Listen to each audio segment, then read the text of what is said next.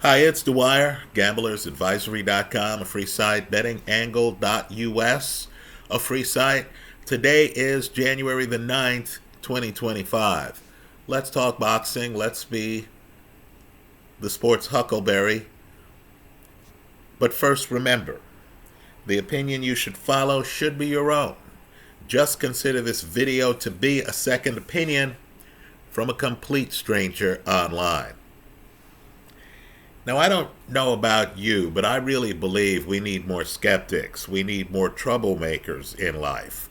Sports commentary has really become too much groupthink, right? I can barely watch ESPN at times because the consensus takes over. There aren't enough people there talking about, let's say lesser popular views. The tough questions often aren't being asked. So let's be a troublemaker here. We'll call it a huckleberry. For the sport of boxing, let me talk about what I mean by some of the tough questions not being publicly discussed. In the NFL, as I myself have predicted here online in earlier videos, the likely MVP is going to be, in my opinion, Buffalo quarterback Josh Allen. Right? You have many in media, Adam Shine, for example, openly supporting Josh Allen for MVP. Right? After all, Josh Allen won the AFC East's divisional title. Right? He had a great year. The question that needs to be asked is whether he was a more valuable player this year than a guy with better stats, Lamar Jackson. Didn't Jackson also win a divisional title?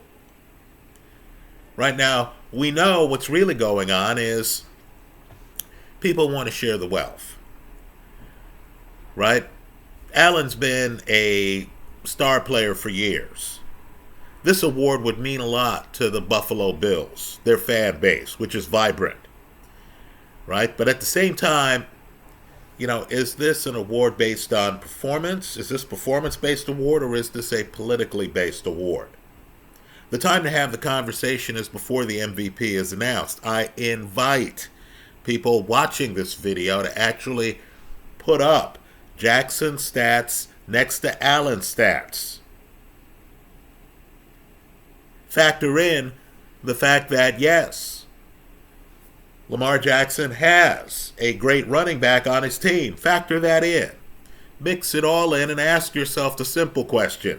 If Jackson had not won 2 prior MVPs, would he be the MVP this year? Well, folks, the same thinking applies to the NBA. Shai Gilgeous-Alexander, tremendous player. I'm not here to question him at all. He's an all-NBA guy. He should be. Right? Spectacular scorer.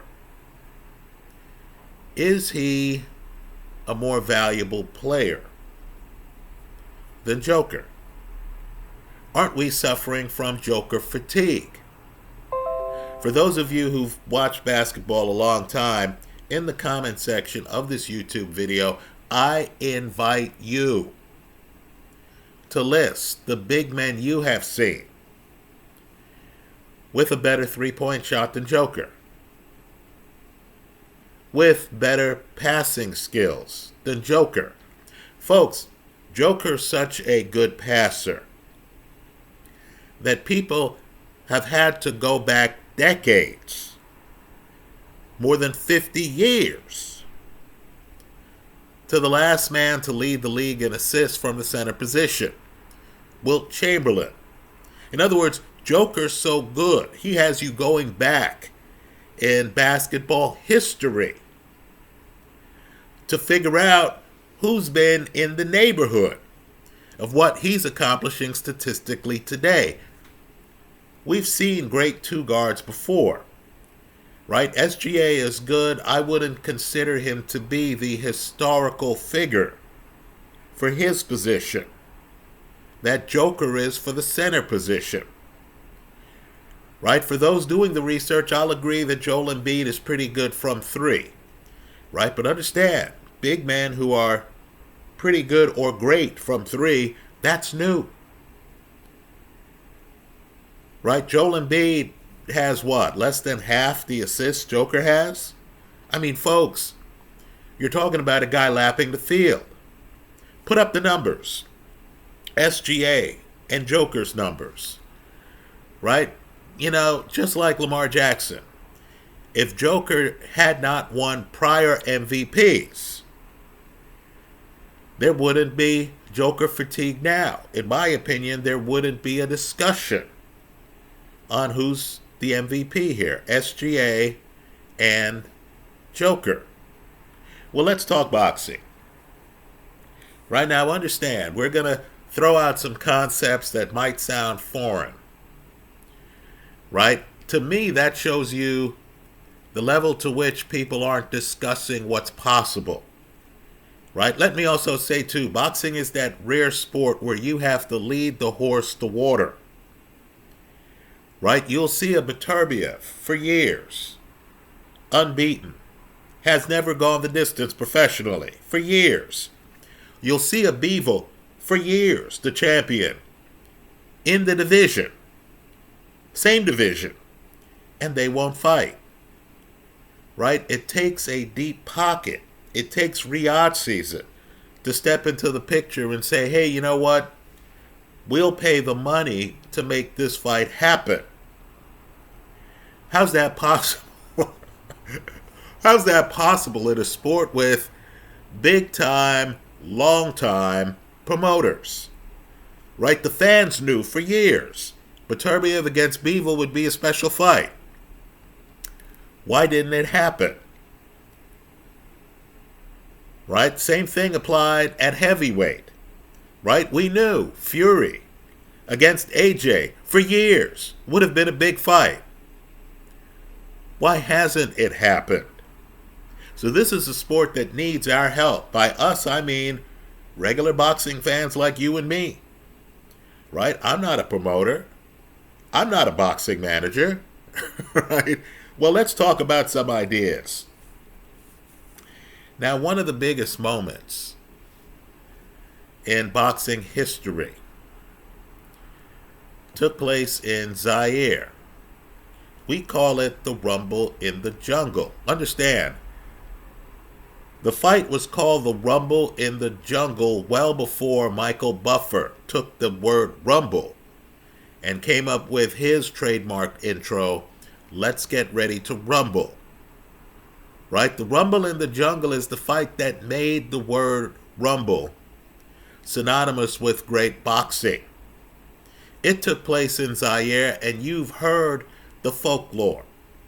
Right? Ali's out jogging. Kids start running along with Ali. Suddenly you have dozens of kids running along with a guy who is not even the heavyweight champion. That was George Foreman. Right? You hear about how Foreman is in Zaire. He wanted to leave the country, get some medical treatment or something before the fight. And according to some reports, they wouldn't let him leave. Right? The Rumble in the Jungle is one of those events that has a lot behind it. Right? Even the count is questionable.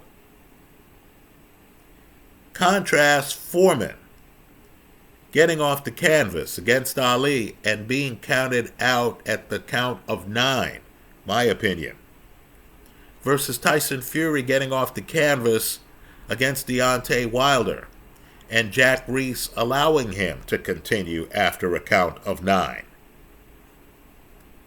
Right? Well, let me just say this.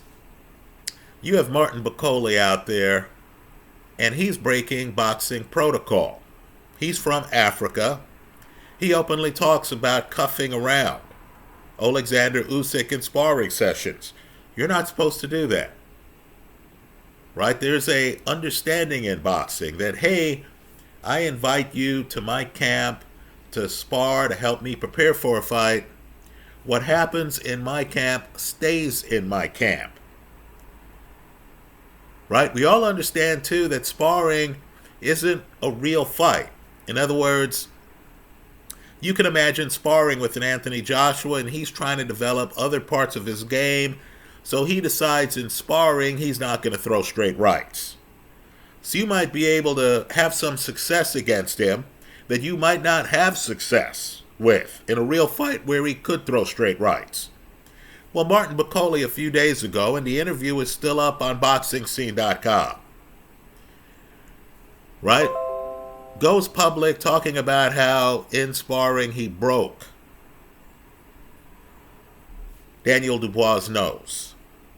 So we're supposed to think about this and think, wow, he's cuffing around Usyk. Doesn't Usyk own shares of the heavyweight title? He's cuffing around Dubois. Doesn't Dubois own a share of the heavyweight title? In other words, this guy, shouldn't these fighters, just out of a desire to know that they are truly the title holder, that they're truly title worthy, wouldn't one expect Usyk, wouldn't one expect Dubois to say, hey, look, Martin, you did cuff me around, but that was sparring. Let's have the real thing. Right? Instead, what we have is Dubois wanting to fight Usyk. Well, understand, Bakole's frustrated.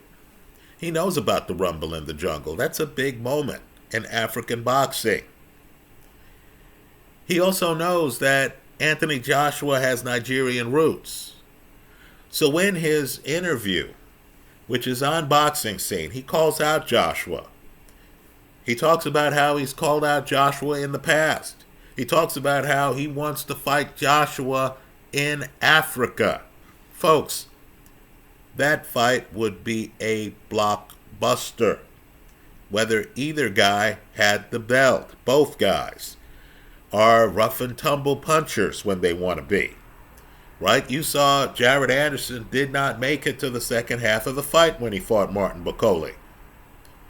You saw Francis Ngannou treated like a UFC guy, moonlighting in boxing, not make it to the third round when he fought Anthony Joshua. Now, truth be told, I understand the Joshua side of the ledger. Right? Boxing hardcore people like you and me know who Martin Bakole is. Right? Hell, we know the guy who beat Martin Bakole, Michael Hunter. But casual fans don't know who Martin Bakole is. And understand, Anthony Joshua, an argument can be made today, is the cash cow still in the heavyweight division. Just simply ask yourself, Joshua's last fight against Daniel Dubois, how many people did they draw at Wembley? Right? Do you really believe that if Anthony Joshua was not one of the fighters in that fight, they would have drawn half as many? I don't. Right? So understand, the Joshua perspective is simply, Bakole's tough. Why would I take that risk if the public doesn't appreciate the risk I'm taking? Right? The Rumble in the Jungle, the bottom line is the heavyweight championship was at stake. Right? That's a risk worth taking for an Ali. Is fighting a guy without the heavyweight championship worth the risk to my reputation? Right? Let me point out too, fighters like Terence Crawford need to consider this. Right? At this point, which fights are worth risking his unbeaten reputation on? Well, Joshua's no longer unbeaten, but he still has a reputation that matters. Again, look at the crowd for his last fight against Daniel Dubois. Right? So, just to understand, troublemakers like me would love to see Bakole against Anthony Joshua. I'm more interested in that fight than I am Bakole against Efe Ajagba, who's also from Africa. Right? But understand, Ajagba isn't well known like Anthony Joshua. We all understand that if Bakole beats Joshua, that would be a big scalp on his resume. Right? Efe Ajagba, who's, lost to Frank Sanchez, wouldn't be the same big scalp. For boxing, let me just point out the obvious. The African continent has more than 1 billion people on it. Right? Think about the local birth rate where you are and contrast it with Africa. Right? Sooner or later, just off demographics, boxing is going to have to start paying attention to Africa. Right? Food for thought. Well, let me say, you have another big fight that's being completely overlooked by boxing. Now, how can you have more than 1 billion people in China? How can you have a country like China with such a high profile? Folks, China has been the dominant world power more than once in history. Right? There are Chinese empires. You have a country right now that's among the leaders in things like quantum computing. Right? China is viewed as such a threat that you have talk of 100% tariffs from the president-elect here in the United States.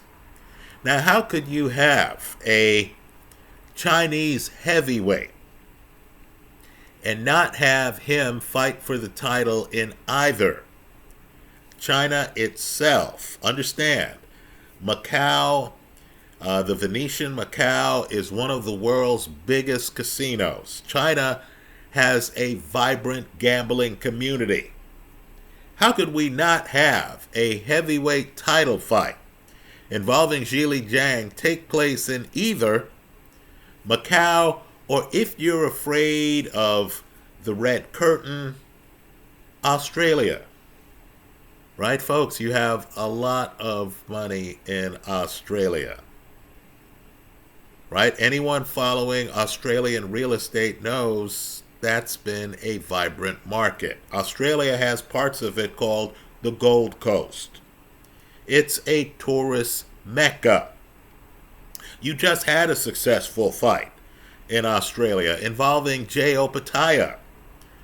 Right? Understand the history of boxing in Australia is so long and storied that Jack Johnson, the first black heavyweight champion, won his title against Tommy Burns in Australia. Believe it or not, there's a film of the pre-fight, right? The days leading up to the fight. And there are crowds. This is before 1910. There are crowds excited about that fight. Now, you mean to tell me that in a sport where heavyweight champions have voluntaries, right? Understand the Daniel Dubois fight against Joe Parker is a voluntary title defense. You mean to tell me at a time where Daniel Dubois' promoter is Zhili Zhang's promoter, you mean to tell me people in boxing haven't figured out that if they put Dubois in the ring against Zhili Zhang in Australia, that would be a blockbuster event? Could you imagine all the Chinese who would flock to Australia for that fight? Better yet, why be afraid of the red curtain? Put that fight in Macau. Could you imagine the money being bet on that fight? Now, truth be told, you and I know that Zhili Zhang is really American, right? It's not the country you're born in, it's the country you choose, right? You look at his corner and you're going to see a lot of African Americans in the corner, right? Zhili Zhang is really a citizen of the world, right? He lives in Jersey, the land of the Jersey Shore, right? He lives in the land of Springsteen and Van Halen, right? But of course, he's going to enter the ring with a Chinese flag. He was a silver medalist, a member of the Chinese Olympic team. We get it. A lot of this is marketing. A lot of this is spreading the boxing gospel to countries that could be hotbeds, right? Well, just understand, we haven't gotten the Zhili Zhang fight in Asia yet, have we? involving a champion or a ranked fighter. Right? Now, I'm sure there's a lot involved. Right? Frank Warren has easy access and a long history of fights in venues like Wembley. Right? We understand. We understand, too, no one wants to talk about it publicly, but I'm sure some fighters have been approached and they've said, hey, man, I want to sleep in my own bed. I want to fight in a venue where I've fought before. If you expect me to risk my title, it's going to be in my backyard, right? We get that there's a lot going on. But let's talk about an event that should take place, where one fighter has been calling out the other, and the other has not properly responded. Now, let me just point out that an argument can be made that the biggest, most satisfying event that took place when Jake Paul fought Mike Tyson was the fight on the undercard between Amanda Serrano and Katie Taylor. Right, folks? Understand. That's the most watched women's fight in history. You had more than 60 million households tuning in on Netflix. That fight has helped spread the gospel. Right? I know it's hard for boxing hardcore people to believe, right? We've watched Serrano for years. We've watched Katie Taylor for years. Right? I know it's hard for us to believe. But there are a lot of casual fans out there who don't know women's boxing, who haven't watched Serrano, Katie Taylor, and others for years. So that Jake Paul card introduced a lot of people to women's boxing. It was a major event. It spread the gospel. So now you have the GOAT, the greatest woman of all time. Right? Just understand, the nickname by itself should tell you she should be listened to. That she is a huge litmus test. We have Claressa Shields calling out Jake Paul. Why isn't this on a weekly basis a story being actively tracked by the boxing media? Right now, we question Jake Paul. Right? I'm sure people are going to say, when is Jake Paul going to fight a ranked fighter who is under 55? Right? I'm sure there's skeptics out there. Well, here you have a GOAT. The GOAT, Claressa Shields, saying, I'll fight Jake Paul, and I'll kick his ass.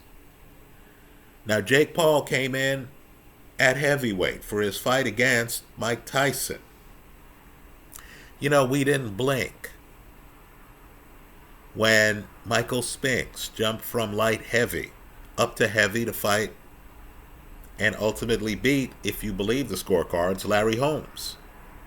We did not blink when Roy Jones Jr. went from light heavy up to heavyweight to beat John Ruiz. Right? Wasn't that middleweight Stanley Ketchel in the ring knocking down Jack Johnson? Right? Apart from the Jess Willard fight, has Johnson ever gone down more conclusively than he did against Stanley Ketchel, the middleweight?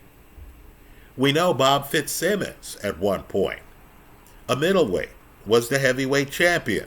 That's the real history of boxing. I don't need some safety personnel or some, boxing commission personnel geek to tell me what's happened in the sport. I can independently look it up.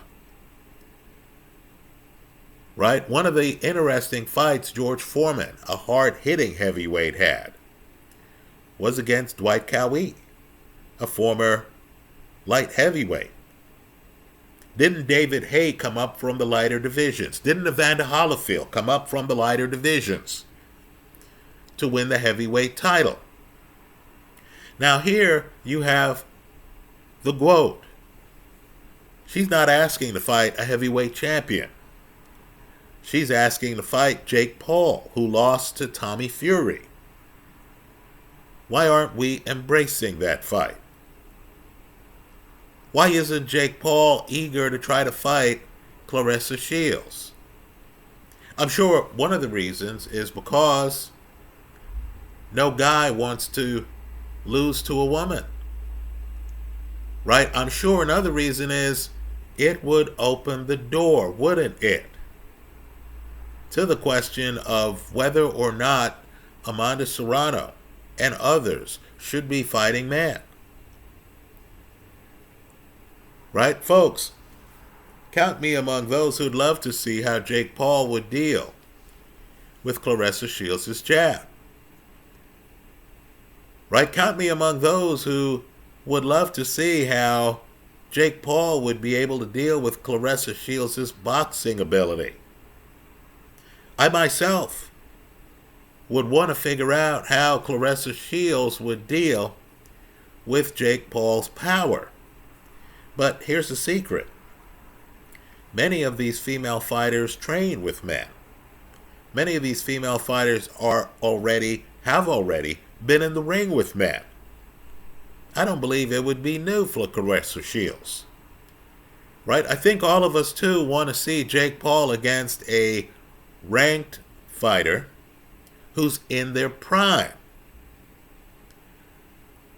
Right? There are other questions. How would the fight be structured? 2-minute rounds or 3-minute rounds? There is a group who wants to bring 3-minute rounds to women's boxing. I don't know why it's not that way already. This fight, if it's structured the right way, could really lead to a lot of discussion and attention. Now, the sport of boxing doesn't seem to know about Billie Jean King versus Bobby Riggs in tennis. Major event in the 70s. I watched that match live, right? Wasn't there. I was a kid watching it at home with my family. It was huge. Why wouldn't this event be huge? Wouldn't a lot of people who tuned in and discovered the Serrano-Katie Taylor fight, and let me point out, I'm deliberately putting Serrano's name above Katie Taylor's name because on my scorecard, Serrano won that fight. You can debate that in the comment section of this YouTube video. I understand, there are a lot of people in boxing who feel Katie Taylor won. There are a lot of people in boxing who disagree with me and believe Beterbiev beat Bivol. Okay. This is the life we chose. This is the sport we chose. This is the way it is. This is why boxing's such a great sport. No sport conjures up more conversation with people talking about different aspects of the event, right? But let me just say, let's hope boxing gets it right here. All I want is for Jake Paul to seriously provide a response to why he's not fighting Claressa Shields. Right, folks? We've barely seen Claressa Shields hurt in a fight. Right? If Jake Paul were to lose to Claressa Shields in a spirited matchup, would that be a career ender for Jake Paul? Or would that be a recognition that female boxing is competitive with male boxing? Let me hear from you. Be a huckleberry with me. Give us your thoughts. Share your thoughts with the boxing community here in the comment section of this YouTube video. Thanks for stopping by.